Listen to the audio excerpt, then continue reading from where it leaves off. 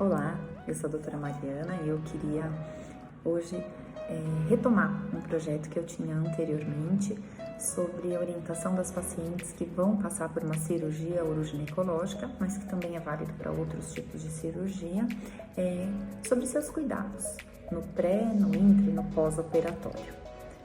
Vamos lá, vamos ver se eu consigo ajudar vocês. Essa é uma explanação que é válida para a paciente, mas é válida também para todos os seus familiares, o esposo, os filhos, netos, para suas amigas, para quem vai ser a sua parceria no seu cuidado operatório e pós-operatório. Então chama quem vai ser o seu braço direito no pós-operatório, para que essa pessoa possa assistir essas orientações com você. E no pós-operatório, se você tiver alguma dúvida, volta para esse vídeo para tirar alguma dúvida, mas não se esqueça, esse é um vídeo que é um vídeo feito com maior carinho para tirar dúvidas gerais e para gerar dúvidas para que você possa conversar com o seu médico cirurgião sobre as dúvidas que venham a surgir. A coisa mais importante de todo esse vídeo que eu pretendo fazer para vocês, que eu espero que fique bem legal, bem instrutivo, mas o principal é que você tem que pensar sobre a cirurgia, você tem que tentar sanar as dúvidas que você venha a ter sobre o pré-operatório, sobre o momento da cirurgia e da internação hospitalar e sobre os cuidados pós-operatórios, para que você possa discutir isso com seu médico e ir para sua cirurgia de uma maneira bem confortável, tá bom? Vamos lá? Vão ser vários vídeos que eu vou colocando um ao ladinho do outro.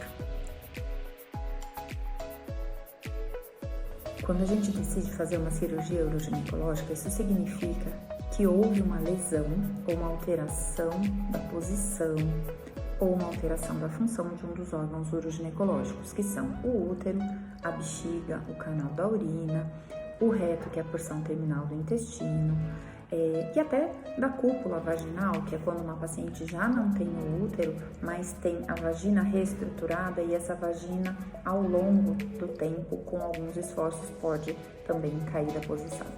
Mas o mais importante não é só a gente fazer o tratamento, mas a gente manter o resultado cirúrgico. E para a gente manter o resultado cirúrgico, não basta que o médico ou a sua equipe médica faça o melhor procedimento para você, mas nós vamos depender de como vai ser o seu estilo de vida no pós-operatório. Por isso hoje eu queria discutir com vocês o que é que gerou o seu problema uroginecológico.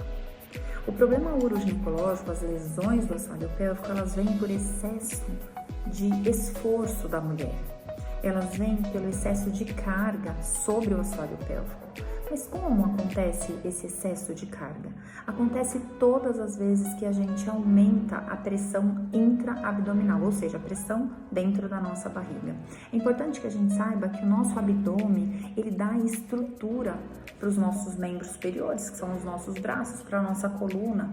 Então, todas as vezes que eu faço um esforço físico, que eu uso muita força, ou dos braços, ou das costas, ou do abdômen, eu estou fazendo um esforço abdominal, aumentando a pressão intra-abdominal, ou seja, de dentro do abdômen. E essa pressão, ela é, ao mesmo momento, transferida para o seu assoalho pélvico, porque existe uma contiguidade, ou seja, abdômen e pelve estão unidos, sem uma divisão anatômica.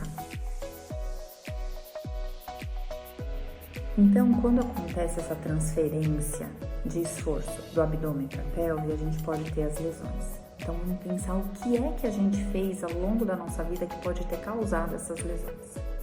Quando nós engravidamos, nós aumentamos muito a pressão intraabdominal e por um tempo longo, são 9 meses. E tudo isso faz uma sobrecarga sobre o seu assoalho pélvico.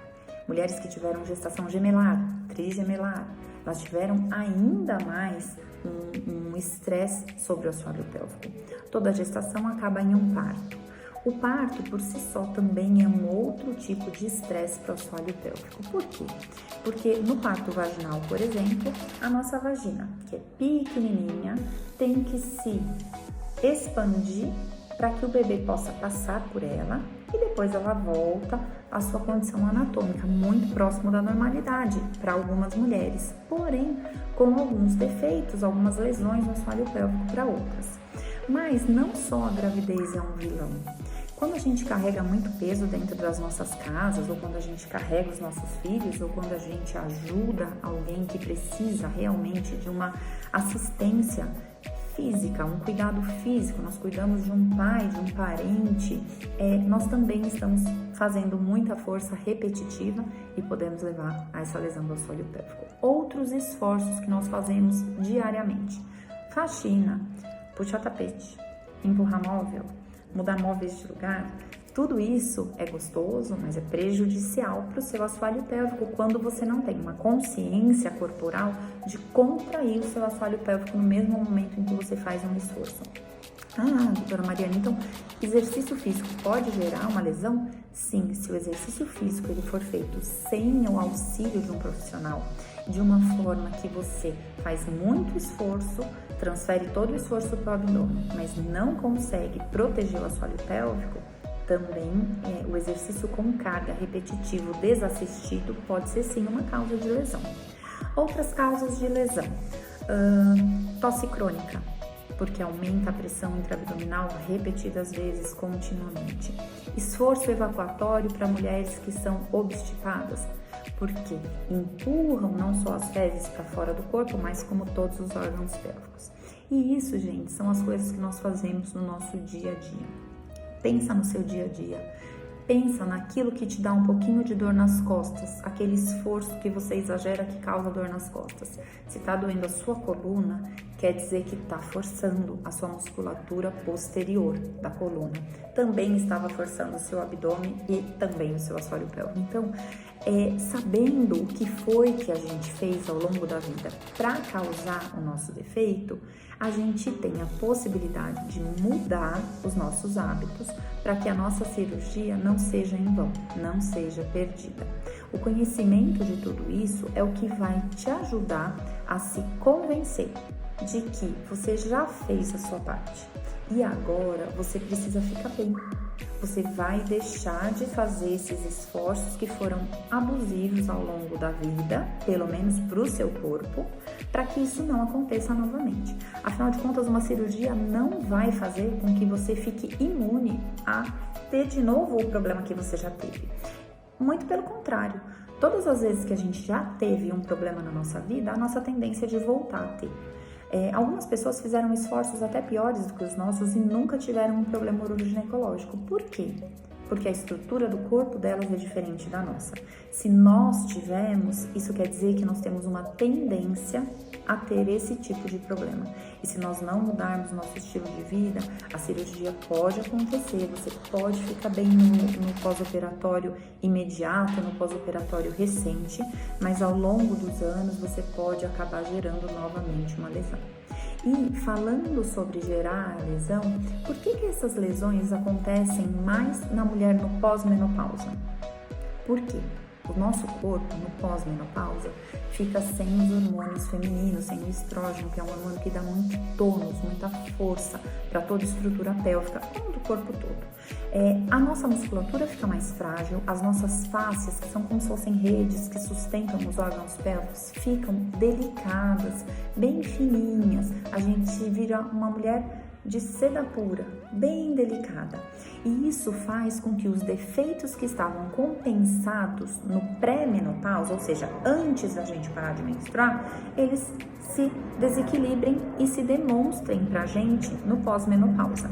Uma vez que eu entrei na menopausa, eu não volto a ter uma reconstrução nem com a terapia hormonal. O que eu posso fazer é evitar a continuidade, mas que eu não vou conseguir retroceder grandes defeitos do assoalho pélvico somente com medicação, eu não vou. Se chegou o momento da cirurgia, chegou o momento de uma tomada de decisão. A cirurgia é o primeiro passo para você ficar bem para sempre. Agora a gente vai falar um pouquinho do que esperar lá no centro cirúrgico, do que você deve fazer também no pré-operatório e nos cuidados pós-operatório.